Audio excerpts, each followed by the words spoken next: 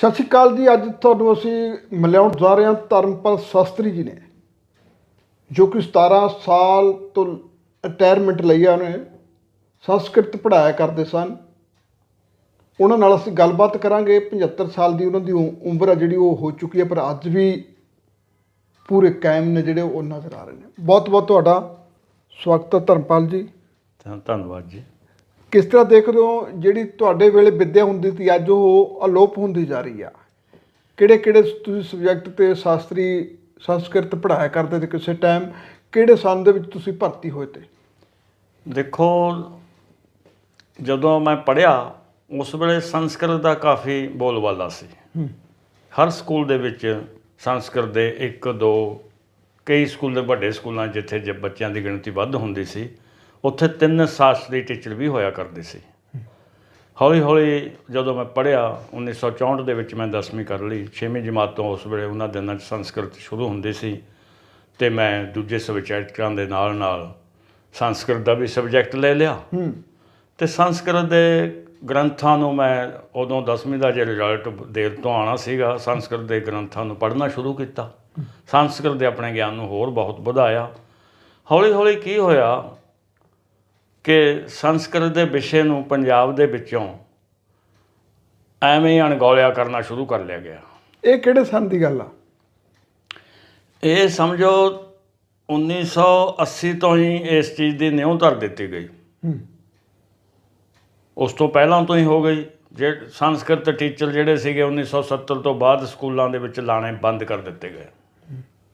ਜਿਹੜੇ ਪੁਰਾਣੇ ਟੀਚਰ ਸੀਗੇ ਸੰਸਕ੍ਰਿਤ ਦੇ, ਉਹ 70 ਤੋਂ ਲੈ ਕੇ 2000 ਤੱਕ ਜ਼ਿਆਦਾਤਰ ਸ਼ਾਸਤਰੀ ਟੀਚਰ ਰਿਟਾਇਰ ਹੋ ਗਏ।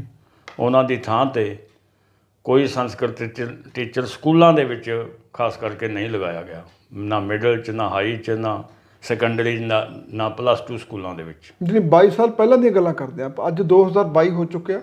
ਤੁਸੀਂ 2002 ਤੋਂ ਬਾਅਦ ਕਿਸੇ ਸਰਕਾਰ ਨੇ ਕੋਈ ਸੰਸਕ੍ਰਿਤ ਟੀਚਰ ਜਿਹੜਾ ਹੈ ਸਕੂਲ 'ਚ ਨਹੀਂ ਦਿੱਤਾ ਗਿਆ, ਜਿਸ ਦੇ ਨਾਲ ਜਿਹੜਾ ਹੈ ਸੰਸਕ੍ਰਿਤ ਦਾ ਵਿਸ਼ਾ ਸਕੂਲਾਂ 'ਚੋਂ, ਖਾਸ ਕਰਕੇ ਪ੍ਰਾਇਮਰੀ ਕਹਿ ਲਓ, ਹਾਈ, ਮਿਡਲ ਸਕੂਲ, ਸੈਕੰਡਰੀ ਸਕੂਲਾਂ 'ਚੋਂ, +2 ਦੇ ਸਕੂਲਾਂ 'ਚੋਂ ਸੰਸਕ੍ਰਿਤ ਦਾ ਵਿਸ਼ਾ ਬਿਲਕੁਲ ਹੀ ਖਤਮ ਹੋ ਗਿਆ। ਕੋਈ ਇਸ ਦਾ ਟੀਚਰ ਨਾ ਰਿਹਾ। ਜਦੋਂ ਟੀਚਰ ਨਹੀਂ ਰਿਹਾ, ਹਾਲਾਂਕਿ ਸਬਜੈਕਟ ਚੱਲਦਾ ਵੀ ਰਿਹਾ ਕੁਛ, ਪਰੰਤੂ ਉਹ ਬਿਲਕੁਲ ਖਤਮ ਹੋ ਗਿਆ ਸਮੇਂ ਦੇ ਨਾਲ ਨਾਲ। ਇਸੇ ਤਰ੍ਹਾਂ ਹੀ ਜਿਹੜੀਆਂ ਦੂਸਰੀਆਂ ਡਿਗਰੀਆਂ ਸੀਗੀਆਂ, ਇਹ ਡਿਗਰੀਆਂ 3 ਸੀਗੀਆਂ ਭਾਸ਼ਾ ਦੀਆਂ। ਸੰਸਕ੍ਰਿਤ ਸ਼ਾਸਤਰੀ, ਇਸ ਨੂੰ ਆਨਰਜ਼ ਇਨ ਸੰਸਕ੍ਰਿਤ ਕਹਿੰਦੇ। ਹਿੰਦੀ ਦੀ ਡਿਗਰੀ ਹੁੰਦੀ ਸੀ ਆਨਰਜ਼ ਇਨ ਪ੍ਰਭਾਕਰ ਕਹਾਣ ਦੀ, ਅਤੇ ਪੰਜਾਬੀ ਦੀ ਡਿਗਰੀ ਗਿਆਨੀ ਹੁੰਦੀ, ਉਸ ਨੂੰ ਆਨਰਜ਼ ਇਨ ਪੰਜਾਬੀ ਕਿਹਾ ਜਾਂਦਾ। ਅਬਲ ਫਾਜ਼ਲ ਡਿਗਰੀ ਜਿਹੜੀ ਸੀਗੀ ਉਹ ਉਰਦੂ ਦੀ ਹੋਇਆ ਕਰਦੀ ਸੀ। ਠੀਕ ਹੈ ਜੀ। ਔਰ ਇਸ ਦੇ ਬੜੇ 7 ਸਬਜੈਕਟ ਹੁੰਦੇ ਸੀਗੇ। ਹਿੰਦੀ 'ਚ ਵੀ ਸੰਸਕ੍ਰਿਤ ਰੱਖਿਆ ਜਾਂਦਾ ਸੀ, ਪੰਜਾਬੀ 'ਚ ਵੀ ਸੰਸਕ੍ਰਿਤ ਰੱਖਿਆ ਜਾਂਦਾ ਸੀ। ਅਤੇ ਇਹ ਡਿਗਰੀਆਂ ਇੰਨੀਆਂ ਹਾਈ ਪੋਟੈਂਸ਼ੀਅਲ ਹੁੰਦੀਆਂ ਸੀ ਕਿ ਇੱਕ ਗਿਆਨੀ ਪਾਸ ਜਿਹੜਾ ਸੀਗਾ 10ਵੀਂ 12ਵੀਂ ਨੂੰ ਬਹੁਤ ਵਧੀਆ ਤਰੀਕੇ ਨਾਲ ਪੜ੍ਹਾ ਸਕਦਾ ਸੀ। ਮੈਂ ਜਿੱਥੋਂ ਤੱਕ ਮੈਂ ਸਮਝਦਾ, ਇਹ 3 ਭਾਸ਼ਾਵਾਂ ਦੀਆਂ, ਉਰਦੂ, ਹਿੰਦੀ, ਪੰਜਾਬੀ ਔਰ ਸੰਸਕ੍ਰਿਤ ਦੀਆਂ ਡਿਗਰੀਆਂ ਜਿਹੜੀਆਂ ਸੀਗੀਆਂ, ਇਹ ਇੱਕ ਤਰ੍ਹਾਂ ਦੀਆਂ MA ਦੇ ਲੈਵਲ ਦੀਆਂ ਹੁੰਦੀਆਂ ਸੀ। ਠੀਕ ਹੈ ਜੀ। MA ਦੇ ਵਿੱਚ ਵੀ 7 ਪੇਪਰ ਹੁੰਦੇ ਸੀ। ਸੰਸਕ੍ਰਿਤ ਦੇ, ਗਿਆਨੀ ਦੇ, ਪ੍ਰਭਾਕਰ ਦੇ ਜਾਂ ਅਬਲ ਫਾਜ਼ਲ, ਇਹਨਾਂ ਦੇ ਵੀ 7 ਪੇਪਰ ਹੀ ਹੋਇਆ ਕਰਦੇ ਸੀ। 7 ਚੋਂ ਪਾਸ ਹੋਣਾ ਜ਼ਰੂਰੀ ਹੁੰਦਾ ਸੀ, ਤਾਂ ਹੀ ਉਹ ਡਿਗਰੀ, ਜਿਹੜੀ 7 ਸਬਜੈਕਟਾਂ 'ਚੋਂ ਪਾਸ ਹੋਣਾ ਜ਼ਰੂਰੀ। ਹਾਂ, 7 ਪੇਪਰ, ਜਿਵੇਂ ਕਾਵਿ ਦਾ ਹੋ ਗਿਆ, ਸਾਹਿਤ ਦਾ ਹੋ ਗਿਆ, ਦੂਸਰਾ ਗੱਦ ਦਾ ਹੋ ਗਿਆ, ਵਿਆਕਰਨ ਦਾ ਹੋ ਗਿਆ। ਇਹ ਐਂ ਜੂੰ ਜਾਣੀਆਂ ਸਾਰੀਆਂ ਭਾਸ਼ਾਵਾਂ ਦੇ ਵਿੱਚ ਇਹ ਵਿਆਕਰਨ ਇਤਿਆਦਿ, ਨਿਬੰਧ ਆਦਿਕ। ਤੁਸੀਂ ਇਹ ਦੇਖੋ ਵੀ ਇੱਕ ਪੇਪਰ ਆਉਂਦਾ ਹੁੰਦਾ ਨਿਬੰਧ ਦਾ, ਲੇਖ ਦਾ। ਪੇਪਰ ਬਸ ਇੰਨਾ ਹੀ ਸੀ ਕਿ 5 ਟੌਪਿਕ ਨੇ, ਇੱਕ 'ਤੇ ਲਿਖੋ 3 ਘੰਟੇ। ਜਿਹਨੀ 3 ਘੰਟੇ ਦਾ ਪੇਪਰ, 3 ਘੰਟੇ 'ਚ ਇੱਕੋ ਹੀ ਟੌਪਿਕ ਪਕੜ ਲਿਆ, ਉਹੀ 100 ਨੰਬਰ ਦਾ ਹੈ। ਉਹ 100 ਨੰਬਰ ਦਾ। ਇਹ ਡਿਗਰੀਆਂ ਕੋਈ MA ਤੋਂ ਘੱਟ ਨਹੀਂ ਸੀ ਹੁੰਦੀਆਂ। ਤੁਸੀਂ ਜਾਣ ਹੀ ਲਿਆ ਹੈਗਾ ਵੀ ਇੱਕੋ ਹੀ ਟੌਪਿਕ 'ਤੇ ਉਸ ਸਟੂਡੈਂਟ ਨੇ ਲਿਖਣਾ ਹੈਗਾ, ਅਤੇ ਵਾਕਈ ਉਹ ਇੱਕ ਤਰ੍ਹਾਂ ਦਾ ਥੀਸਿਸ ਤੋਂ ਘੱਟ ਨਹੀਂ ਹੁੰਦਾ ਸੀ। 40-45 ਪੇਜ ਉਸਨੇ ਉਸੇ 'ਤੇ ਲਿਖਣੇ ਨੇ। ਹਾਂਜੀ। ਅਤੇ ਇਸ ਤਰ੍ਹਾਂ ਦੇ ਨਾਲ ਇਹ ਡਿਗਰੀਆਂ ਬਹੁਤ ਅੱਛੀਆਂ ਹੁੰਦੀਆਂ ਸੀ, ਜਿਨ੍ਹਾਂ ਨੂੰ ਕਿ ਮਲੀਆ ਮੇਟ ਕਰ ਦਿੱਤਾ ਗਿਆ। ਉਸ ਦੇ ਹੁਣ ਉਸ ਤੋਂ ਬਾਅਦ ਕੀ ਹੋਣਾ ਸ਼ੁਰੂ ਹੋ ਗਿਆ ਵੀ ਜਿਹਨੇ ਇਲੈਕਟਿਵ ਹਿੰਦੀ ਲੈ ਲਈ, BA ਦੀਆਂ ਕਲਾਸਾਂ 'ਚ ਇਲੈਕਟਿਵ ਪੰਜਾਬੀ ਲੈ ਲਈ, ਇਲੈਕਟਿਵ ਸੰਸਕ੍ਰਿਤ ਲੈ ਲਈ, ਤਾਂ ਉਹਨਾਂ ਨੂੰ ਹੀ ਇੱਕ B.Ed ਡਿਗਰੀ ਦੇ ਤਹਿਤ ਲਿਆ ਕੇ ਉਹ ਪੰਜਾਬੀ, ਹਿੰਦੀ, ਸੰਸਕ੍ਰਿਤ ਦੇ ਮਾਸਟਰ ਲਗਾਉਣੇ ਸ਼ੁਰੂ ਕੀਤੇ। ਲੇਕਿਨ ਸੰਸਕ੍ਰਿਤ ਦੇ ਤਾਂ ਲਗਾਏ ਹੀ ਨਹੀਂ। ਸੰਸਕ੍ਰਿਤ ਜੇ ਇੱਥੋਂ ਕੋਈ ਕਰਦਾ ਕਰਾਉਂਦਾ ਸੀਗਾ ਹਰਿਆਣੇ 'ਚ, ਹਿਮਾਚਲ 'ਚ, ਉੱਥੇ ਅੱਜ ਵੀ ਬਰਕਰਾਰ ਹੈ ਇਹ ਸੰਸਕ੍ਰਿਤ ਦਾ ਵਿਸ਼ਾ। ਤਕਰੀਬਨ ਭਾਰਤ ਦੇ ਹੋਰ ਸਾਰੇ ਸੂਬਿਆਂ 'ਚ ਹੀ ਸੰਸਕ੍ਰਿਤ ਦਾ ਵਿਸ਼ਾ ਚੱਲ ਹੀ ਰਿਹਾ ਹੈ। ਔਰ ਪੰਜਾਬ 'ਚ ਸਿਰਫ ਪੰਜਾਬ 'ਚ ਹੀ ਇਹਨੂੰ ਬਿਲਕੁਲ ਹੀ ਡ੍ਰੌਪ ਕਰ ਦਿੱਤਾ ਗਿਆ, ਸਮਾਪਤ ਕਰ ਦਿੱਤਾ ਗਿਆ। ਕਹਿੰਦੇ ਪੰਜਾਬੀ ਜ਼ਰੂਰੀ ਆ। ਪੰਜਾਬੀ ਵੀ ਹੋ ਸਕਦੀ ਹੈ, ਪੰਜਾਬੀ 'ਚ ਆਪਣੀ ਥਾਂ 'ਤੇ ਜ਼ਰੂਰੀ ਹੈ, ਉਹ ਸਾਡੀ ਮਾਤ ਭਾਸ਼ਾ ਹੋਣੀ ਵੀ ਚਾਹੀਦੀ ਹੈ। ਲੇਕਿਨ ਇੱਕ ਅਜਿਹਾ ਵਿਸ਼ਾ ਜਿਹਦਾ ਕਿ ਇੰਨਾ ਵਿਗਿਆਨ ਹੈ, ਜਿਸ ਦੇ ਵਿੱਚ ਵੇਦਬਾਣੀ ਦੇ ਵਿੱਚ ਇੰਨਾ ਹੋਰ ਗਿਆਨ ਹੈ, ਇੱਕ ਤਰ੍ਹਾਂ ਦਾ ਵਿਗਿਆਨਿਕ ਆਧਾਰ ਹੈ, ਆਯੁਰਵੇਦ ਹੈ ਇਸ ਦੇ ਵਿੱਚ। ਬੜੇ ਬੜੇ ਗ੍ਰੰਥ ਜਿਹੜੇ ਨੇ ਸਿਹਤ ਦੇ ਸੰਬੰਧ 'ਚ, ਆਯੁਰਵੇਦ ਦੇ ਸੰਬੰਧ 'ਚ ਲਿਖੇ ਪਏ ਨੇ ਸੰਸਕ੍ਰਿਤ ਦੇ ਵਿੱਚ। ਵਿਆਕਰਨ ਇਸ ਦੀ ਬਹੁਤ ਉੱਚੀ ਹੈ, ਸ੍ਰੇਸ਼ਟ ਹੈ। ਹੋਰ ਸਾਰੀਆਂ ਭਾਸ਼ਾਵਾਂ ਦੇ ਵਿੱਚ ਸਿਰਫ 2 ਹੀ ਲਿੰਗ ਕਹੇ ਗਏ ਨੇ। ਇੱਕ ਸੰਸਕ੍ਰਿਤ ਐਸੀ ਵਿਸ਼ਾ ਹੈ ਜਿਸ ਦੇ ਵਿੱਚ ਨਪੁੰਸਕ ਲਿੰਗ ਨੂੰ ਵੀ ਰੱਖਿਆ ਗਿਆ ਹੈ, ਕ੍ਰਾਸ ਜੈਂਡਰ ਨੂੰ। ਬਾਕਾਇਦਾ ਇਹਦੇ ਮੁਤਾਬਕ ਵਿਆਕਰਨ ਚੱਲਦੀ ਹੈ। ਵਿਆਕਰਨ ਇਸ ਦਾ ਸਭ ਤੋਂ ਸ੍ਰੇਸ਼ਟ ਹੈ। ਇਸ ਦੇ ਵਿੱਚ ਸ਼ਬਦ ਦੀ ਵਿਉਤਪੱਤੀ ਕਮਾਲ ਦੀ ਹੈ। ਤਾਂ ਸੰਸਕ੍ਰਿਤ ਵਰਗੇ ਇਸ ਵਿਸ਼ੇ ਨੂੰ ਪੰਜਾਬ ਵਿੱਚੋਂ, ਇੱਕ ਵਧੀਆ ਸੂਬੇ ਵਿੱਚੋਂ, ਜਿੱਥੇ ਵੇਦਾਂ ਦੀ ਰਚਨਾ ਹੋਈ ਹੈ, ਜਿੱਥੇ ਸੰਸਕ੍ਰਿਤ ਦਾ ਮੂਲ ਇੱਥੋਂ ਹੀ ਸ਼ੁਰੂ ਹੋਇਆ ਸਾਡੇ ਪੰਜਾਬ 'ਚੋਂ, ਉੱਥੋਂ ਹੀ ਕਿਉਂ ਖਤਮ ਹੋਈ ਹੈ, ਇਸ ਦਾ ਸਾਨੂੰ ਇਹ ਜਿਹੜੇ ਵੀ ਸੰਸਕ੍ਰਿਤ ਦੇ ਟੀਚਰ ਰਹੇ ਨੇ, ਸ਼ਾਸਤਰੀ ਟੀਚਰ ਰਹੇ ਨੇ ਜਾਂ ਵੇਦਾਂ ਨਾਲ ਜੁੜੇ ਰਹੇ ਨੇ, ਬੜਾ ਹੀ ਦੁੱਖ ਹੋਇਆ ਹੈ।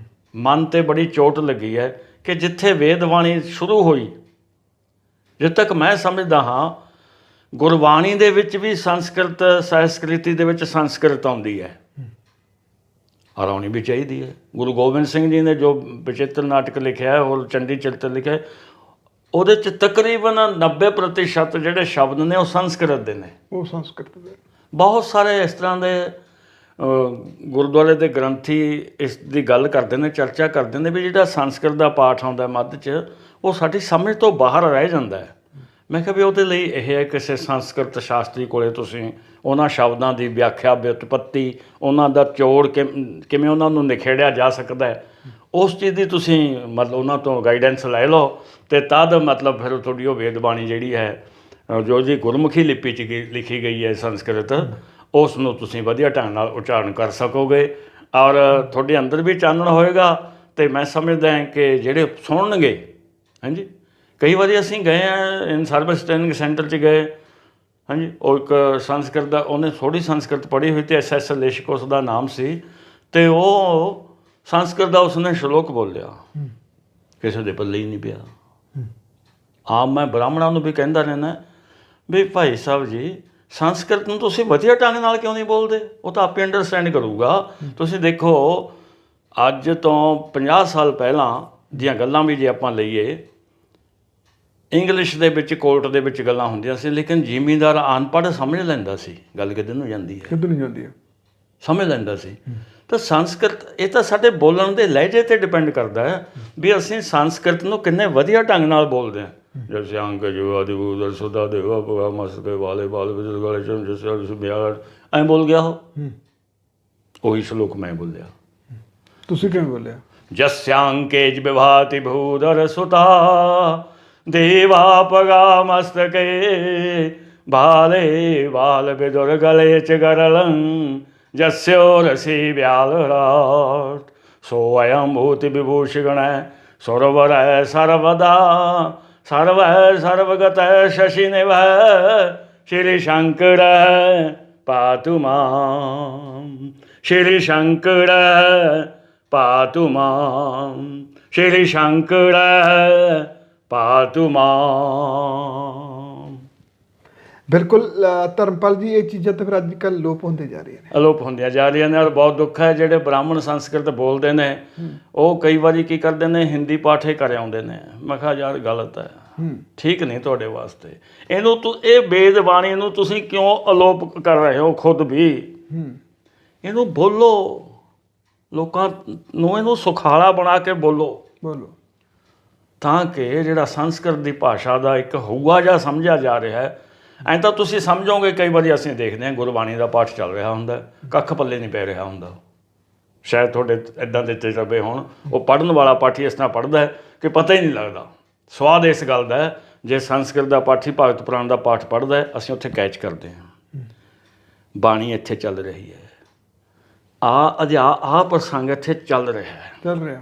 ਸਾਨੂੰ ਕਈ ਵਾਰੀ ਪਤਾ ਲੱਗ ਜਾਂਦਾ ਹੈ ਕਿ ਉਹ ਸ਼ਲੋਕ ਦੇ ਨਾਲ ਅਸੀਂ ਜੁੜ ਜਾਂਦੇ ਹਾਂ, ਜੁੜ। ਇਸੇ ਤਰ੍ਹਾਂ ਹੀ ਕੋਈ ਵੀ ਕਿਸੇ ਵੀ ਤਰ੍ਹਾਂ ਦਾ ਕਿਸੇ ਵੀ ਬਾਣੀ ਦਾ ਪਾਠ ਹੈ, ਜਿੰਨਾ ਉਹ ਸਪਸ਼ਟ ਸ਼ੁੱਧ ਔਰ ਸਹੀ ਲਹਿਜੇ ਨਾਲ ਪੜ੍ਹਿਆ ਜਾਊਗਾ, ਤਦ ਹੀ ਸੁਣਨ ਵਾਲਿਆਂ ਨੂੰ ਆਨੰਦ ਵੀ ਆਉਂਦਾ ਹੈ ਔਰ ਸਮਝ ਵੀ ਆਉਂਦਾ ਹੈ। ਇਹ ਗੱਲ ਜਿਹੜੀਆਂ ਨੇ ਸਾਰੇ ਪਾਠੀਆਂ ਵਾਸਤੇ, ਖਾਸ ਕਰਕੇ ਮੈਂ ਬ੍ਰਾਹਮਣਾਂ ਨੂੰ ਤਾਕੀਦ ਕਰਦਾ ਰਹਿੰਦਾ ਵੀ ਤੁਸੀਂ ਸੰਸਕ੍ਰਿਤ ਦਾ ਉਚਾਰਨ ਕਰੋ। ਇੱਕ ਛੋਟੀ ਜਿਹੀ ਗੱਲ ਹੈ ਕਿ ਸਤਨਾਰਾਇਣ ਦੀ ਕਥਾ ਹੈ, ਉਹ ਹਿੰਦੀ 'ਚ ਪੜ੍ਹੇ ਹੁੰਦੇ ਨੇ, ਮੈਂ ਫਿਰ ਉਹ ਤਾਂ ਪੰਜਾਬੀ 'ਚ ਵੀ ਪੜ੍ਹ ਲੂਗਾ, ਮਿਲਦੀ ਹੈ। ਤੁਹਾਡਾ ਫਰਜ਼ ਹੈਗਾ ਉਸ ਨੂੰ ਪੜ੍ਹੋ, ਉਹਦੀ ਹਿੰਦੀ ਪੰਜਾਬੀ ਬਣਾ ਕੇ ਦੱਸੋ ਤਾਂ ਕਿ ਉਹਦਾ ਸੁਮੇਲਤਾ ਜਿਹੜੀ ਹੈ ਉਸ ਚੀਜ਼ ਦੀ ਤੁਸੀਂ ਉਹਨੂੰ ਪ੍ਰਾਪਤ ਕਰ ਸਕੋ, ਲੋਕ ਉਹਨੂੰ ਗ੍ਰਹਿਣ ਕਰ ਸਕਣ। ਗੁਰਪ੍ਰੀਤ ਨਾਮਧਾਰੀ ਜੀ ਮੇਰਾ ਫੈਨ ਕਿਉਂ ਬਣਿਆ ਹੈ, ਜਾਂ ਮੇਰਾ ਸਹਿਯੋਗੀ ਵਧੀਆ ਫਾਸਟ ਫਰੈਂਡ ਕਿਉਂ ਬਣ ਗਿਆ? ਕਾਰਨ ਕੀ? ਇੱਥੇ ਇੱਕ ਅਸ਼ੋਕ ਮਾਸਟਰ ਜੀ ਰਹੇ ਨੇ ਆਪਣੇ ਮਾਡਲ ਸਕੂਲ 'ਚ ਰਹੇ। ਹਾਂ, ਉਹ ਸਟੇਜ ਵੀ ਉਹਨਾਂ ਨੇ ਸਾਂਭੀ ਹੈ ਪ੍ਰੋਗਰਾਮਾਂ ਦੀ, ਆਪਣੇ 26 ਜਨਵਰੀ 15 ਅਗਸਤ ਦੀ। ਅਤੇ ਉਹਦੇ ਵਿੱਚ ਉਹਨੇ ਮੈਨੂੰ ਬੁਲਾ ਲਿਆ ਵੀ ਮੈਂ ਪੂਰਨਮਾਸ਼ੀ ਦੀ ਕਥਾ ਕਰਾਉਣੀ ਹੈ। ਇਹ ਉਸੇ ਸਕੂਲ 'ਚ ਸੀਗਾ। ਮੈਂ ਚਲਿਆ ਗਿਆ। ਮੈਂ ਸੰਸਕ੍ਰਿਤ ਦੇ ਸ਼ਲੋਕ ਹਨ, ਵਧੀਆ ਲਹਿਜੇ ਨਾਲ ਬੋਲੇ। ਇਹਦੇ ਪਿਤਾ ਜੀ ਵੀ ਆਏ ਹੋਏ ਸੀਗੇ, ਬੜੇ ਆਨੰਦ ਹੋਏ, ਬੜਾ ਮੌਜ ਲੱਗੀ। ਇਹਦੇ ਪਿਤਾ ਜੀ ਨੇ ਮੇਰੇ ਨਾਲ ਕਈ ਵਾਰੀ ਡਿਸਕਸ ਵੀ ਕਰ ਲਿਆ ਵੀ ਆਹ ਸੰਸਕ੍ਰਿਤ ਦਾ ਸ਼ਲੋਕ ਇੱਦਾਂ, ਇਹ ਤੁਸੀਂ ਦੱਸੋ। ਚਲੋ ਖੈਰ, ਬੜੀ ਖੁਸ਼ੀ ਦੀ ਗੱਲ ਹੈ, ਸੁਭਾਗ ਦੀ ਗੱਲ ਹੈ ਵੀ ਕੁਛ ਬੰਦੇ ਤਾਂ ਹੈਗੇ ਨੇ ਜਿਹੜੇ ਕਹਿੰਦੇ ਨੇ ਵੀ ਸੰਸਕ੍ਰਿਤ ਦਾ ਕੋਈ ਗਿਆਨ ਜਿਹੜਾ ਹੈ ਅਸੀਂ ਉਹਨੂੰ ਵਧੀਆ ਹੋਰ ਅਸੀਂ ਗ੍ਰਹਿਣ ਕਰ ਸਕੀਏ, ਗ੍ਰਾਸਪ ਕਰ ਸਕੀਏ। ਵੀ ਮੈਂ ਵੀ ਆਪਣਾ ਇਸ ਨੂੰ ਸੁਭਾਗ ਸਮਝਿਆ ਕਰਦਾ ਹੁੰਦਾ। ਸਭ ਤੋਂ ਪਹਿਲਾਂ ਧਰਮਪਾਲ ਜੀ, ਜੋ ਸੰਸਕ੍ਰਿਤ ਦੀ ਆਪਾਂ ਗੱਲ ਕਰ ਰਹੇ ਹਾਂ, ਸੰਸਕ੍ਰਿਤ ਸ਼ਲੋਕ ਸਭ ਤੋਂ ਕਿਹੜਾ ਉੱਤਮ ਮੰਨਿਆ ਗਿਆ ਤੁਸੀਂ ਆਪਣੇ ਸੂਝਵਾਨ ਦੇ ਵਿੱਚ? ਦੇਖੋ, ਸੰਸਕ੍ਰਿਤ ਦੇ ਸ਼ਲੋਕ ਤਾਂ ਸਾਰੇ ਉੱਤਮ ਹੁੰਦੇ ਨੇ, ਉੱਤਮ ਨੇ। ਜਿਵੇਂ ਕਿ ਹੁਣ ਅਸੀਂ ਭਗਤ ਪੁਰਾਣ ਨੂੰ ਇਹ ਲੈ ਲਈ, ਮਹਾਨ ਇਸ ਦਾ ਕਾਫੀ ਹੈਗਾ, ਜਾਂ ਸ਼ਿਵ ਪੁਰਾਣ ਹੈ। ਕਈ ਵਾਰੀ ਜਿਹੜਾ ਦਿਲ ਨੂੰ ਛੂਹ ਜਾਂਦਾ ਬੰਦਾ ਉਹੀ ਜਪਦਾ ਰਹਿੰਦਾ, ਤੁਸੀਂ ਫਿਰ ਕਿਹੜਾ ਜਪਿਆ? ਉਹ ਜਿਵੇਂ ਓਮ ਤ੍ਰਯੰਬਕੰ ਯਜਾਮਹੇ ਸੁਗੰਧਿਮ ਪੁਸ਼ਟਿਵਰਧਨੰ ਉਰਵਾਰੁਕਮ ਬੰਧਨਾਨ ਮ੍ਰਿਤਯੋਰਮੋਕਸ਼ੀਯ ਮਾਮ੍ਰਿਤਾਤ। ਭਗਵਾਨ ਭੋਲੇਨਾਥ ਜੀ ਤ੍ਰਿਨੇਤਰਧਾਰੀ ਨੇ, ਤ੍ਰਯੰਬਕ ਨੇ, ਉਹਨਾਂ ਦਾ ਮੈਂ ਯਜਨ ਕਰ ਰਿਹਾ। ਯਜਾਮਹੇ ਸੁਗੰਧਿਮ ਪੁਸ਼ਟਿਵਰਧਨੰ, ਜਿਹੜੇ ਕਿ ਪੁਸ਼ਟੀਆਂ ਦੇ ਰਹੇ ਨੇ, ਸੁਗੰਧਾਂ ਦੇ ਰਹੇ ਨੇ, ਸਰੀਰ ਨੂੰ ਤਾਕਤ ਦੇ ਰਹੇ ਨੇ, ਐਨਰਜੀ ਦੇ ਰਹੇ ਨੇ, ਪ੍ਰਫੁੱਲਿਤ ਕਰ ਰਹੇ ਨੇ, ਰੋਮਾਂਚਿਤ ਕਰ ਰਹੇ ਨੇ ਭੋਲੇਨਾਥ ਜੀ। ਉਰਵਾ ਰੁਕਵੇਂ ਬੰਧਨਾਨ, ਚਿੱਬੜ ਕਿਹਾ ਜਾਂਦਾ। ਉਰਵਾ ਰੁਕ ਪੰਜਾਬੀ 'ਚ ਇਸ ਨੂੰ ਅਸੀਂ ਚਿੱਬੜ ਕਹਿੰਦੇ ਹਾਂ। ਚਿੱਬੜ ਜਦ ਤੱਕ ਬੇਲ ਨਾਲ ਜੁੜਿਆ ਹੋਇਆ, ਜਦ ਤੱਕ ਕੱਚਾ ਹੈ, ਤੁਸੀਂ ਉਹਨੂੰ ਤੋੜ ਨਹੀਂ ਸਕਦੇ। ਉਰਵਾ ਰੁਕ ਇਹ ਬੰਧਨਾਨ, ਜਦੋਂ ਉਹ ਪੱਕ ਜਾਂਦਾ ਆਪਣੇ ਆਪ ਵੀ ਗਿਰ ਜਾਂਦਾ, ਉਹ ਜਿਹੜਾ ਚਿੱਬੜ ਹੈ ਨਾ, ਖੁਦੇ ਪੂਰੇ ਦਾ ਪੂਰਾ ਅਲੱਗ ਗਿਰ ਜਾਂਦਾ। ਲੇਕਿਨ ਜਦ ਤੱਕ ਉਹ ਕੱਚਾ ਹੈ, ਉਰਵਾ ਰੁਕਵੇਂ ਬੰਧਨਾਨ ਮ੍ਰਿਤਯੋਰ ਮੁਕਸ਼ੀ ਮਾਮ੍ਰਿਤਾਤ, ਕਿ ਉਹ ਭੋਲੇਨਾਥ ਸ਼ੰਕਰ ਮਹਾਰਾਜ ਜੀ, ਸ਼ਿਵ ਭੋਲੇਨਾਥ ਜੀ ਸਾਡੇ 'ਚ ਇੱਦਾਂ ਦੀ ਸ਼ਕਤੀ ਦੇਣ ਕਿ ਜਦ ਤੱਕ ਅਸੀਂ ਅਜੇ ਕੱਚੇ ਹਾਂ, ਸਿਰ ਦੇ ਵਾਲ ਸਾਡੇ ਪੁਰਪੜੀ ਵਾਲੇ ਪੱਕੇ ਨਹੀਂ ਹੋਏ, ਉਦੋਂ ਤੱਕ ਅਸੀਂ ਪਰਿਵਾਰ ਦੇ ਨਾਲ ਉਸ ਤਰ੍ਹਾਂ ਜੁੜੇ ਰਹੀਏ ਜਿਵੇਂ ਉਹ ਜਿਹੜਾ ਇੱਕ ਚਿੱਬੜ ਹੈ ਨਾ, ਬੇਲ ਤੋਂ ਅਲੱਗ ਨਹੀਂ ਹੁੰਦਾ। ਜੇ ਉਹਨੂੰ ਅਸੀਂ ਤੋੜਾਂਗੇ ਬੇਲ ਤੋਂ, ਤਦ ਉਹ ਬੇਲ ਨੂੰ ਖਿੱਚ ਕੇ ਲਿਆਊਗਾ ਨਾਲ, ਬੇਲ ਟੁੱਟੂਗੀ। ਉਹਦੀ ਦਿਲ ਨਹੀਂ, ਉਹਦਾ ਜਿਹੜਾ ਤਣਾ ਹੈ ਨਾ, ਉਹ ਤਾਰ ਵਰਗਾ ਉੱਥੇ। ਬਿਲਕੁਲ ਬੈਸਟ ਸ਼ਲੋਕ ਹੈ। ਇੱਕ ਹੋਰ ਸ਼ਲੋਕ ਹੈ ਭਗਤ ਪੁਰਾਣ ਦਾ, ਪਹਿਲਾ ਹੀ ਸ਼ਲੋਕ ਹੈ, ਸੱਚਿਦਾਨੰਦ ਰੂਪਾਇ ਵਿਸ਼ਵੋਤਪੱਤਿਆਦਿ ਹੇਤਵੇ ਤਾਪਤ੍ਰਯ ਵਿਨਾਸ਼ਾਇ ਸ਼੍ਰੀ ਕ੍ਰਿਸ਼ਨਾਇ ਵਯੰ ਨੁਮः। ਸੱਤ ਚਿੱਤ ਆਨੰਦ ਸਰੂਪ ਨੇ ਜਿਹੜੇ ਸਾਨੂੰ ਸੱਚ ਬੋਲਣਾ ਸਿਖਾਉਂਦੇ ਨੇ, ਸੱਚ ਦੀ ਪਾਲਣਾ ਕਰਨਾ ਸਿਖਾਉਂਦੇ ਨੇ, ਸਾਡੇ ਚਿੱਤ ਦੇ ਅੰਦਰ ਸੱਚ ਦਾ ਵਾਸ ਕਰਾਉਂਦੇ ਨੇ। ਔਰ ਇਸ ਵਾਸ ਦੇ ਨਾਲ ਜਿਹੜੇ ਸਾਨੂੰ ਆਨੰਦ ਨਾਲ ਪ੍ਰਫੁੱਲਿਤ ਕਰਦੇ ਨੇ। ਵਿਸ਼ਵ ਉਤਪੱਤਿਆ ਦੀ ਹੇਤਵੇ, ਜਿਹੜੇ ਇਸ ਸੰਸਾਰ ਦੀ ਉਤਪੱਤੀ, ਪਾਲਣ ਔਰ ਸੰਹਾਰ ਦੇ ਕਾਰਕ ਨੇ। ਤਾਪ ਤ੍ਰੈ ਵਿਨਾਸ਼ ਆਇਓ, ਤਿੰਨੇ ਪ੍ਰਕਾਰ ਦੇ ਤਾਪ ਨੇ, ਦੁੱਖ ਨੇ, ਕਸ਼ਟ ਨੇ, ਆਧਿਆਤਮਿਕ, ਆਦਿ ਦੈਵਿਕ, ਆਦਿ ਭੌਤਿਕ, ਸਰੀਰ ਸੰਬੰਧੀ, ਆਤਮਾ ਸੰਬੰਧੀ, ਔਰ ਜਿੰਨਾ ਇਹ ਸੰਸਾਰ ਸੰਰਚਨਾ ਇਹਦੇ ਬਾਰੇ ਵੀ ਕਾਫੀ ਦੁੱਖ ਤਕਲੀਫਾਂ ਤਾਪ ਚੜ੍ਹਦੇ ਰਹਿੰਦੇ ਨੇ। ਅਤੇ ਉਹ ਐਸੇ ਕ੍ਰਿਸ਼ਨ ਭਗਵਾਨ ਨੂੰ ਸੱਚਿਦਾਨੰਦ ਰੂਪਾਇ ਵਿਸ਼ਵੋਤਪੱਤਿਆਦਿ ਹੇਤਵੇ ਤਾਪ ਤ੍ਰੈ ਵਿਨਾਸ਼ਾਇ ਸ਼੍ਰੀ ਕ੍ਰਿਸ਼ਨਾਇ ਵਯੰ ਨਮः। ਵਯੰ ਮੈਨੇ ਅਸੀਂ, ਨਮः ਮੈਨੇ ਝੁਕਦੇ ਹਾਂ ਕ੍ਰਿਸ਼ਨ ਭਗਵਾਨ। ਐਸੇ ਭਗਵਾਨ ਨੂੰ ਅਸੀਂ ਸਦਾ ਸਰਬਦਾ ਉਹਨਾਂ ਨੂੰ ਨਮਨ ਕਰਦੇ ਹਾਂ, ਨਮਸਕਾਰ ਕਰਦੇ ਹਾਂ। ਬਿਲਕੁਲ ਧਰਮਪਾਲ ਜੀ, ਜਿਹੜਾ ਤੁਹਾਡੇ ਸਰੀਰ ਅੱਜ ਵੀ ਬੜਾ ਫਿਟਨੈਟ ਆ, ਫਿੱਟ ਪਿਆ ਸਰੀਰ ਤੁਹਾਡਾ। ਸ਼ੁਰੂ ਤੋਂ ਤੁਰ ਕੇ ਜਾਂਦੇ ਤੇ ਪੜਾਉਣ ਜਾਂ ਸਾਈਕਲ ਤੇ ਜਾਂਦੇ ਤੇ ਜਾਂ ਕੋਈ ਹੋਰ ਵਹੀਕਲ ਤੇ? ਮੈਂ ਜੀ 2000 ਤੱਕ ਸਾਈਕਲ ਤੇ ਹੀ ਗਿਆ। ਪੜ੍ਹਨ ਵੇਲੇ ਤਾਂ ਤੁਰ ਕੇ ਹੀ ਜਾਣਾ ਸੀ, ਤੁਰ ਕੇ ਜਾਣਾ, ਸਾਈਕਲ ਕਿੱਥੇ ਸੀ। ਹਾਂਜੀ, ਅੱਜ ਸਾਈਕਲ ਕਾਇਮ ਆ ਤੁਹਾਡਾ? ਅੱਜ ਵੀ ਮੈਂ ਸਾਈਕਲ ਦੇ 2 ਰਾਊਂਡ ਲਾਉਣਾ ਹੈ। ਪਹਿਲਾ ਰਾਊਂਡ ਮੇਰਾ 75 ਸਾਲ ਦੀ ਉਮਰ 'ਚ ਹਾਂ, ਅੱਜ ਵੀ 2 ਰਾਊਂਡ ਤੁਸੀਂ ਸਾਈਕਲ ਤੇ ਲਾਉਣੇ? ਪਹਿਲਾ ਰਾਊਂਡ ਮੈਂ ਲਾਉਣਾ ਹੈ ਸਵੇਰੇ 7 ਵਜੇ, 7:30 ਨੂੰ ਅਰਧਾਂਗਨੀ ਆ ਜਾਂਦੀ ਹੈ। ਮੈਂ ਜਦ ਹੀ 7, ਸਵਾ 7 ਨੂੰ ਉੱਥੇ ਗੁੱਗਾ ਮਾੜੀ ਦੇ ਪਿੱਛੇ ਇੱਕ ਮੰਦਿਰ ਹੈਗਾ ਭੋਲੇਨਾਥ ਜੀ ਦਾ, ਉੱਥੇ ਮੋਹਨ ਲਾਲ ਸ਼ਾਸਤਰੀ ਜੀ ਲੋਧੀ ਵਾਲੇ ਪਹੁੰਚਦੇ ਨੇ, ਅਤੇ ਉਹਨਾਂ ਦੇ ਕੋਲ ਮੈਂ ਪਹੁੰਚ ਜਾਂਦਾ। ਉੱਥੇ ਸ਼ਿਵ ਭੋਲੇਨਾਥ ਜੀ ਨੂੰ ਜਲ ਚੜ੍ਹਾਉਂਦੇ ਹਾਂ। ਫਿਰ ਉੱਥੋਂ ਮੈਂ 9:30, 10 ਦੇ ਏੜ ਗੜਾ ਆ ਜਾਂਦਾ। ਪਰ ਸਰੀਰ ਇਸੇ ਕਾਰਨ ਫਿੱਟ ਆ? ਇਸੇ ਕਾਰਨ। ਉਸ ਤੋਂ ਬਾਅਦ ਮੈਂ ਜਿਹੜਾ ਦੁਪਹਿਰੇ ਦਾ ਟਾਈਮ ਹੈ, ਫਿਰ ਅਸੀਂ ਆਹ ਚੱਕ ਲੈਂਦੇ ਹਾਂ ਐਕਟਿਵਾ। ਸ਼ਾਮ ਨੂੰ ਜੇ ਮੈਂ ਕਿਤੇ ਵੀ ਹੁਣ ਜਾਣਾ ਹੈ ਤਾਂ ਮੈਂ ਸ਼ਾਮ ਨੂੰ ਫਿਰ ਸਾਈਕਲ ਚੱਕ ਲੈਣਾ ਹੈ। ਹਾਂਜੀ, ਅਤੇ ਇਹ ਪ੍ਰਕਿਰਿਆ ਲਾਜ਼ਮੀ ਰੱਖੀ ਹੋਈ ਹੈ। ਪਰ ਅੱਜ ਤਾਂ ਚੀਜ਼ ਬਿਲਕੁਲ, ਅੱਜ ਦੀ ਨੌਜਵਾਨ ਪੀੜ੍ਹੀ ਨੂੰ ਦੇਖਿਆ ਜਾਵੇ, ਜਿਹੜੇ ਅੱਜ ਦੇ ਸਟੂਡੈਂਟ ਨੇ ਉਹਨਾਂ ਤੱਕ ਤਾਂ ਬਿਲਕੁਲ ਗਿਆਨ ਨਹੀਂ ਹੋਣਾ। ਉਹ ਮੈਂ ਉਹਨਾਂ 'ਤੇ ਹੈਰਾਨ ਇਸ ਗੱਲੋਂ ਹੈ ਜੀ, ਜੇ ਤਾਂ ਉਹਨਾਂ ਨੇ ਸਾਈਕਲਿੰਗ ਦਾ ਉਹ ਕਰਨੀ ਹੈ, ਰੇਸ ਦੀ ਜਿਹਨੂੰ ਪ੍ਰੈਕਟਿਸ ਕਹਿੰਦੇ ਨੇ, ਫਿਰ ਤਾਂ ਉਹ ਸਾਈਕਲ ਚੱਕਦੇ ਨੇ। ਉਹ ਭਲੇ ਮਾਨਸੋ, ਸਕੂਲ ਜਾਣ ਲਈ ਜਾਂ ਕਾਲਜ ਜਾਣ ਲਈ ਤੁਸੀਂ ਸਾਈਕਲ ਕਿਉਂ ਨਹੀਂ ਚੱਕਦੇ? ਬੜਾ ਦੁੱਖ ਹੈ। ਦੁੱਖ ਤੁਹਾਡੀ ਪ੍ਰੈਕਟਿਸ ਨਾਲੇ ਤੁਸੀਂ ਉਹ ਪੈਸਾ ਬਚਾਵੋ ਮਾਂ ਬਾਪ ਦਾ, ਅਤੇ ਨਾਲੇ ਤੁਹਾਡੀ ਪ੍ਰੈਕਟਿਸ ਆਪੀ ਵਧੀ ਜਾਵੇ। ਮੇਰੇ ਨਾਲ ਕਈ ਬੰਦੇ ਗੱਲ ਕਰ ਲੈਂਦੇ ਨੇ ਜੀ, ਪੰਡਿਤ ਜੀ, ਮੈਂ ਕਿਹਾ ਹਾਂ ਜੀ, ਕੀ ਗੱਲ ਪੈਟਰੋਲ ਬਚਾਉਂਦੇ ਹੋ? ਮੈਂ ਕਿਹਾ ਨਹੀਂ ਵੀਰ, ਤੇਰਾ ਦ੍ਰਿਸ਼ਟੀਕੋਣ ਹਾਲੇ ਉੱਥੇ ਨਹੀਂ ਪਹੁੰਚਿਆ। ਮੈਂ ਸਿਰਫ ਪੈਟਰੋਲ ਨਹੀਂ ਬਚਾ ਰਿਹਾ ਹੋਇਆ, ਮੈਂ ਆਪਣੀ ਸਿਹਤ ਵੀ ਬਣਾ ਰਿਹਾ ਹੋਇਆ। ਸਿਹਤ ਵੀ ਤਾਂ ਹੀ ਬਿਲਕੁਲ ਤੰਦਰੁਸਤ ਆ ਤੁਹਾਡੀ। ਮੈਂ ਕਿਹਾ ਸਾਈਕਲ ਜਿਹੜਾ ਚਲਾਇਆ ਜਾ ਰਿਹਾ ਹੈ, ਇਹਦੇ 'ਚ ਇੱਕ ਪੰਥ 2 ਕਾਜ ਛੱਡੋ 20 ਕਾਜ ਕੀਤੇ ਜਾ ਰਹੇ ਨੇ। 20 ਕਾਜ, ਬਿਲਕੁਲ। ਧਰਮਪਾਲ ਜੀ, ਜਿਸ ਤਰ੍ਹਾਂ ਕੋਈ ਤੁਹਾਡੀ 75 ਸਾਲ ਦੀ ਉਮਰ ਹੋ ਚੁੱਕੀ ਹੈ, ਜਿਹੜੇ ਤੁਹਾਡੇ ਹਾਣੀ ਤੇ ਉਹ ਬਿਲਕੁਲ ਇਹੋ ਜਿਹੇ ਪਏ ਨੇ, ਤੁਹਾਡੇ ਦੋਸਤ ਮਿੱਤਰ ਨੇ? ਉਹ ਕੁਛ ਨੇ ਜੀ, 10% ਨੇ। ਕਈ ਤਾਂ ਐਸੇ ਹੋਏ ਜੀ, ਮੇਰੇ ਆਪਣੇ ਕੋਲੀਗ ਵੀ ਸਕੂਲ ਦੇ, ਜਿਸ ਦਿਨ ਤੋਂ ਰਿਟਾਇਰ ਹੋ ਗਏ ਘਰੋਂ ਹੀ ਨਹੀਂ ਨਿਕਲੇ। ਤੁਸੀਂ ਜਾਣਦੇ ਹੋਵੋਗੇ, ਘਰੋਂ ਹੀ ਨਹੀਂ ਨਿਕਲੇ। ਉਹ ਅਸ਼ਵਨੀ ਚੋਪੜੇ ਦਾ ਬਿਜਲੀ ਦੀ ਦੁਕਾਨ ਹੈ ਭਿੱਖੀ ਮੋੜ 'ਤੇ, ਉਹਦਾ ਡੈਡੀ ਨਿਕਲੇ ਹੀ ਨਹੀਂ ਘਰੋਂ। ਫਿਰ ਤੁਸੀਂ ਇਕੱਲੇ ਉਸਤਾਰੇ ਚਮਕ ਰਹੇ? ਮੈਂ ਜਾਂਦਾ, ਮੈਂ ਤੁਸੀਂ ਆ ਦੇਖ ਰਹੇ ਨਾ ਸਾਰੀਆਂ ਕਿੰਨੀਆਂ ਨੇ ਜੋ ਵੀ ਹੈ, ਅੱਗੇ ਉੱਪਰ ਵੀ ਇੱਧਰ ਵੀ, ਇਹ 'ਚ ਮੈਂ ਸੰਸਥਾਵਾਂ 'ਚ ਜਾਈ ਜਾਂਦਾ।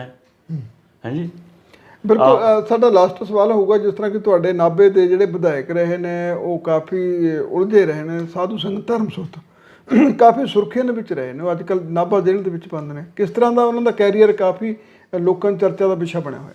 ਦੇਖੋ, ਜਿੱਥੋਂ ਤੱਕ ਅਸੀਂ ਸਮਝਦੇ ਹਾਂ ਜ਼ਿੰਦਗੀ ਦੇ ਕਈ ਤਰ੍ਹਾਂ ਦੇ ਕੋਈ ਮੋੜ ਇਹ ਹੋਇਆ ਕਰਦੇ ਨੇ।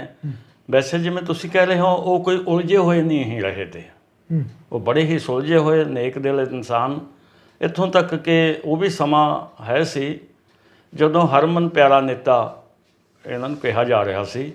ਅਤੇ ਜਿੱਥੋਂ ਤੱਕ ਨਾਭੇ ਦੇ ਹਲਕੇ ਦੀ ਜਾਂ ਨਾਭੇ ਸ਼ਹਿਰ ਦੀ ਅਸੀਂ ਉਸ ਦੀ ਵਿਕਾਸ ਦੀ ਗੱਲ ਸੋਚਦੇ ਹਾਂ, ਤਾਂ ਮੈਂ ਸਮਝਦਾ ਵੀ ਕਾਫੀ ਵਿਕਾਸ ਹੋਇਆ ਸੀ।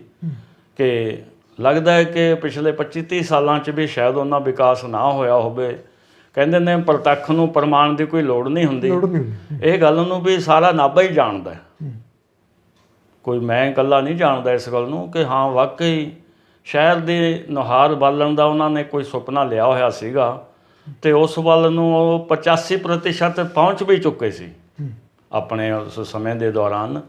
ਲੇਕਿਨ ਜਦ ਤੱਕ ਕੋਈ ਇੱਦਾਂ ਦੀ ਕੋਈ ਗੱਲ ਹੈ, ਮੈਂ ਸਮਝਦਾ ਵੀ ਐਵੇਂ ਦੇ ਹੀ ਕਈ ਵਾਰੀ ਹੁੰਦਾ ਵੀ ਰਾਮ ਰੌਲੇ ਹੀ ਹੁੰਦੇ ਨੇ। ਰਾਮ ਰੌਲੇ ਹੁੰਦੇ ਨੇ।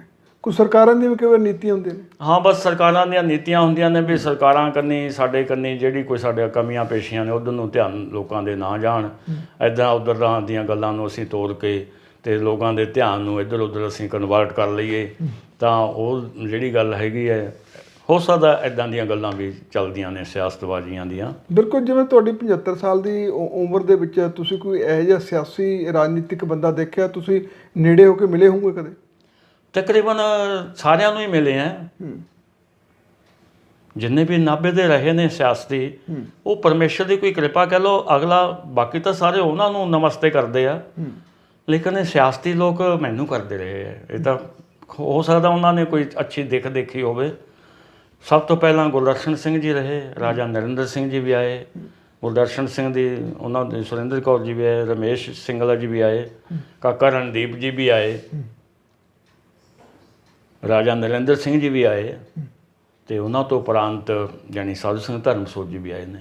ਕਿੰਨਾ ਕਿ ਇਹਨਾਂ ਦਾ ਡਿਫਰੈਂਸ ਦਿਖੇ ਪੁਰਾਣਿਆਂ ਲੋਕਾਂ ਤੋਂ ਇਹਨਾਂ ਦੇ? ਹਾਂ, ਜਿੱਥੋਂ ਤੱਕ ਪਹਿਲੇ ਉਹਨਾਂ ਦੀ ਗੱਲ ਕਰਦੇ ਸੀ ਗੁਰਦਰਸ਼ਨ ਸਿੰਘ ਜੀ ਔਰ ਨਰਿੰਦਰ ਸਿੰਘ ਦੇ ਸਮੇਂ ਦੀ, ਅਸੀਂ ਸੋਚਦੇ ਸੀ ਵੀ ਜਿੰਨੀ ਉਹਨਾਂ ਦੀ ਪਹੁੰਚ ਸੀ ਉਹਨਾਂ ਕਿਰਦਾਰ ਉਹਨਾਂ ਨੇ ਵਧੀਆ ਉਠਾਇਆ ਨਹੀਂ। ਨਾਭੇ ਨੂੰ ਉਹਨਾਂ ਚੁੱਕਿਆ ਨਹੀਂ ਜਿੰਨਾ ਉਹ ਚੁੱਕ ਸਕਦੇ ਸੀ। ਚੁੱਕ ਸਕਦੇ। ਇਹ ਅਸੀਂ ਸਾਰੇ ਨਾਭਾ ਨਿਵਾਸੀ ਜਾਣਦੇ ਹਾਂ ਚੰਗੀ ਤਰ੍ਹਾਂ। ਉਹਨਾਂ ਦਿਨਾਂ 'ਚ ਨਾਭੇ ਨੂੰ ਉਹਨਾਂ ਦੀ ਇੰਨੀ ਪਕੜ ਸੀ ਕਿ 4 ਚੰਦ ਉਦੋਂ ਵੀ ਲਾ ਸਕਦੇ ਸੀ। ਨਹੀਂ, ਪੈਸਾ ਆ ਹੀ ਗਿਆ, ਜਾ ਹੀ ਗਿਆ, ਖਤਮ ਹੋ ਹੀ ਗਿਆ, ਖੁਰਦ-ਬੁਰਦ ਹੋ ਹੀ ਗਿਆ, ਐਂ ਕਹਿ ਲਓ। ਬਸ ਇਹੀ ਚੀਜ਼ ਚੱਲਦੀ ਆਈ ਹੈ। ਤੁਹਾਡਾ ਕੋਈ ਨੇੜੇ ਹੋ ਕੇ ਕਿੰਨਾ ਕੁ ਦੇਖਿਆ ਸਾਧੂ ਸਿੰਘ ਦੇ? ਤੁਸੀਂ ਕਹਿੰਦੇ ਨਾਮ ਵੀ ਸਾਧੂ ਸੀ ਕਹਿੰਦੇ। ਹਾਂ, ਨਾਮ ਸਾਧੂ ਅਤੇ ਸੰਤ ਪ੍ਰੀਤੀ ਦਾ ਭਾਵ ਦੇਖੋ, ਨਾਭੇ ਦੇ ਵਿੱਚ ਕਿੰਨੀਆਂ ਹੀ ਧਾਰਮਿਕ ਸੰਸਥਾਵਾਂ ਨੇ ਜਾਂ ਦੂਸਰੀਆਂ ਸਮਾਜਿਕ ਸੰਸਥਾਵਾਂ ਨੇ।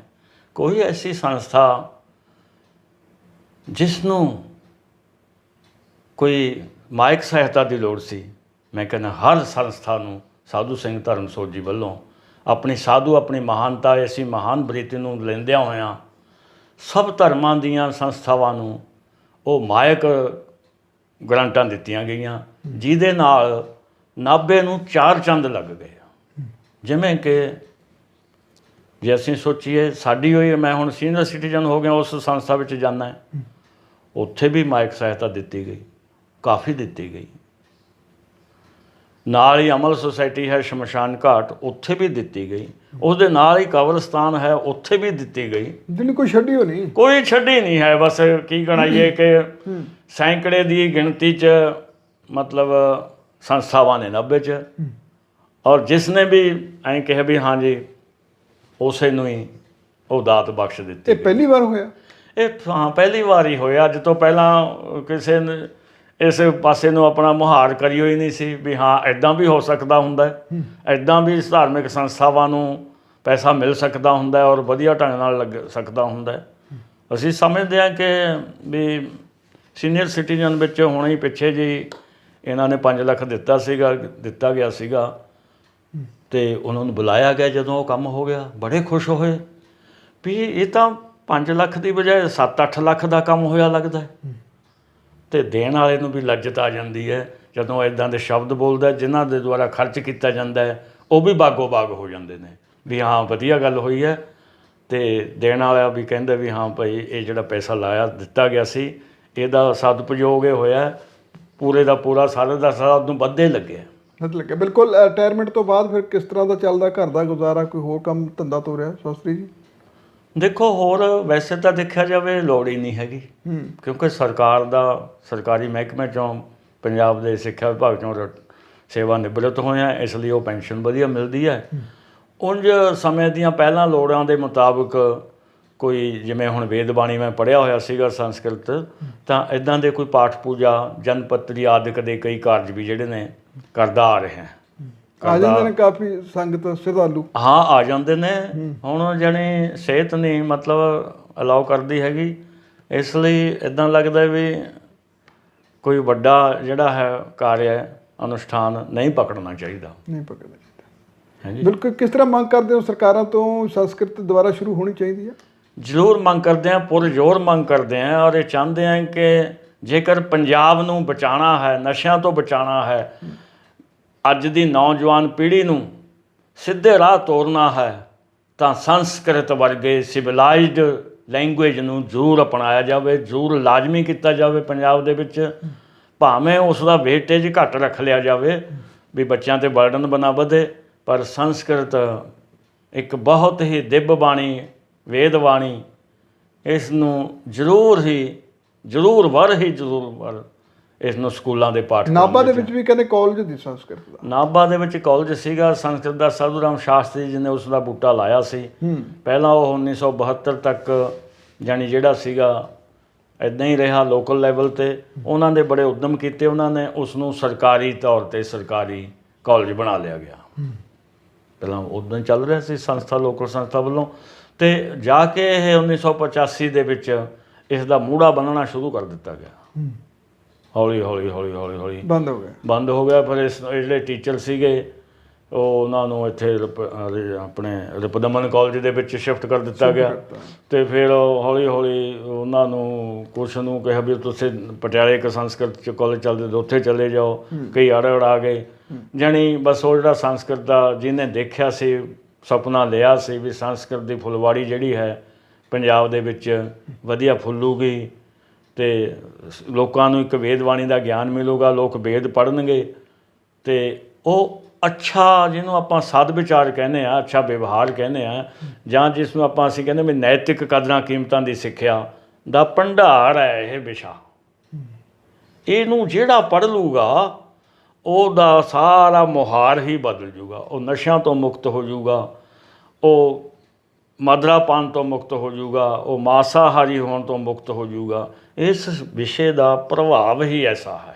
ਬਿਲਕੁਲ। ਇਹ ਸਨ ਧਰਮਪਾਲ ਸ਼ਾਸਤਰੀ ਜੀ ਨਾਭਾ ਤੋਂ, ਜਿਨ੍ਹਾਂ ਨੂੰ 17 ਸਾਲ ਹੋ ਗਏ ਰਿਟਾਇਰਮੈਂਟ ਹੋਏ ਨੇ, ਸੰਸਕ੍ਰਿਤ ਪੜ੍ਹਾਇਆ ਕਰਦੇ। ਸੰਸਕ੍ਰਿਤ ਕਾਲਜ ਵੀ ਨਾਭਾ ਦੇ ਵਿੱਚ ਕਹਿੰਦੇ ਹੁੰਦਾ ਤੇ ਅੱਜ ਵੀ ਸਮੇਂ ਦੀਆਂ ਸਰਕਾਰਾਂ ਤੋਂ ਮੰਗ ਕਰਦੇ ਨੇ ਕਿ ਇਸ ਵਿੱਦਿਆ ਨੂੰ ਵੀ ਜ਼ਰੂਰੀ ਕੀਤਾ ਜਾਵੇ, ਜੋ ਕਿ ਜਿਹੜਾ ਆਉਣ ਵਾਲਾ ਭਵਿੱਖ ਹੈ ਇਸ ਦੇ ਨਾਲ ਜੁੜਿਆ ਜਾਵੇ, ਕੋਈ ਰੱਬ ਦੇ ਨਾਲ ਜੁੜਿਆ ਜਾਵੇ, ਜੋ ਕਿ ਅੱਜ ਵੀ ਇਸ ਸਾਈਕਲ 'ਤੇ ਰਹਿੰਦੇ ਨੇ, ਸਾਈਕਲ 'ਤੇ ਹੀ ਪੜ੍ਹਾਇਆ ਕਰਦੇ ਸਨ। ਨਾਭਾ ਤੋਂ ਹਰਮੀਤ ਸਿੰਘ ਮਾਨ, ਬਹੁਤ ਬਹੁਤ ਤੁਹਾਡਾ ਧੰਨਵਾਦ ਜੀ। ਧੰਨਵਾਦ ਜੀ ਤੁਹਾਡਾ, ਤੁਸੀਂ ਆਏ ਅਤੇ ਮੇਰੇ ਵਿਚਾਰਾਂ ਨੂੰ ਸੁਣਿਆ। ਮੈਂ ਸਮਝਦਾ ਇਹ ਜਿਹੜੀ ਆਵਾਜ਼ ਅਸੀਂ ਪਹੁੰਚਾਈ ਹੈ ਸੰਸਕ੍ਰਿਤ ਭਾਸ਼ਾ ਦੀ, ਉਸ ਨੂੰ ਤੁਸੀਂ ਹੋਰ ਅੱਗੇ ਤੋਂ ਅੱਗੇ 2-4 ਵਾਰ ਇਸ ਚੀਜ਼ ਨੂੰ ਲਓਗੇ ਅਤੇ ਪੰਜਾਬ ਦੇ ਸਾਰੇ ਸਕੂਲਾਂ ਵਿੱਚ ਸੰਸਕ੍ਰਿਤ ਭਾਸ਼ਾ ਨੂੰ ਦੁਬਾਰਾ ਤੋਂ ਲਾਗੂ ਕਰਵਾਓਗੇ, ਜਾਂ ਇਸ ਦੇ ਲਈ ਹੰਭਲਾ ਮਾਰੋਗੇ। ਤੁਹਾਡਾ ਹਰਮੀਤ ਮਾਨ ਜੀ, ਤੁਹਾਡਾ ਬਹੁਤ ਬਹੁਤ ਧੰਨਵਾਦ। ਧੰਨਵਾਦ ਜੀ, ਬਹੁਤ ਬਹੁਤ ਧੰਨਵਾਦ।